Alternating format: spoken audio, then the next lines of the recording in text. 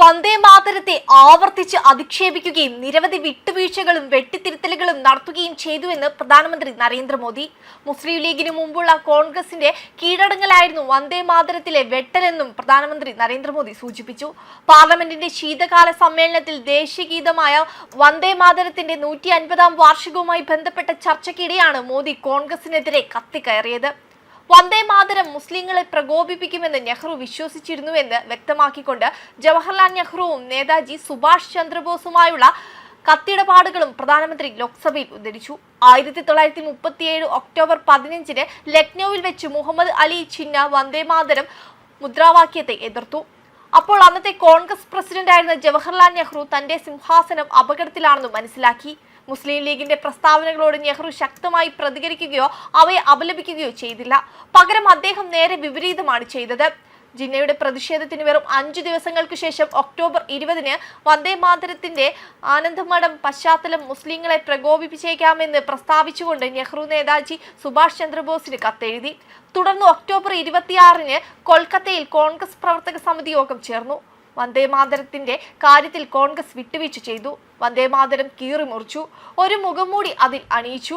കോൺഗ്രസ് മുസ്ലിം ലീഗിന് കീഴടങ്ങിയെന്നതിന് ചരിത്രം സാക്ഷ്യം വഹിക്കുന്നു. മുസ്ലിം ലീഗിന്റെ സമ്മർദ്ദത്തിന് വഴങ്ങിയാണ് അവർ അങ്ങനെ ചെയ്തത്.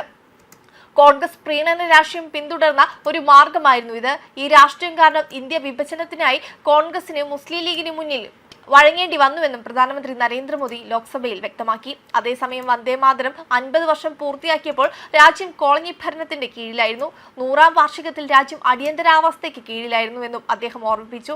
സ്വാതന്ത്ര്യ സമരകാലത്ത് വന്ദേ മാതരം എന്ന മന്ത്രം രാജ്യത്തിന് മുഴുവൻ ശക്തിയും പ്രചോദനവും നൽകിയെന്നും പറഞ്ഞു.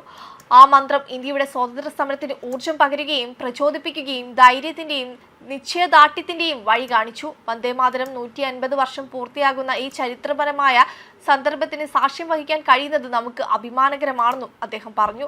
വന്ദേ മാതരം 100 വർഷം പൂർത്തിയാക്കിയപ്പോൾ രാജ്യം അടിയന്തരാവസ്ഥയുടെ ബന്ധനത്തിലായിരുന്നു. അക്കാലത്ത് ഭരണഘടനയെ ഞെക്കിക്കൊല്ലുകയും രാജ്യസ്നേഹത്തിനായി പോരാടിയവരെ തടവറയ്ക്കുള്ളിൽ ബന്ധിക്കുകയും ചെയ്തു. ഇന്ത്യ ചരിത്രത്തിലെ ഒരു ഇരുണ്ട അധ്യായമായിരുന്നു അടിയന്തരാവസ്ഥ. വന്ദേ മാതരത്തിന്റെ മഹത്വം പുനഃസ്ഥാപിക്കാൻ ഇപ്പോൾ നമുക്ക് അവസരം ലഭിച്ചിരുന്നു. ഈ അവസരം കൈവിട്ടു പോകാൻ അനുവദിക്കരുതെന്നും മോദി പറഞ്ഞു. വന്ദേ മാതരത്തിന്റെ 150ാം വാർഷികം മുൻനിർത്തിയുള്ള പ്രത്യേക ചർച്ചയ്ക്ക് പ്രധാനമന്ത്രി നരേന്ദ്രമോദിയാണ് തുടക്കമിട്ടത്.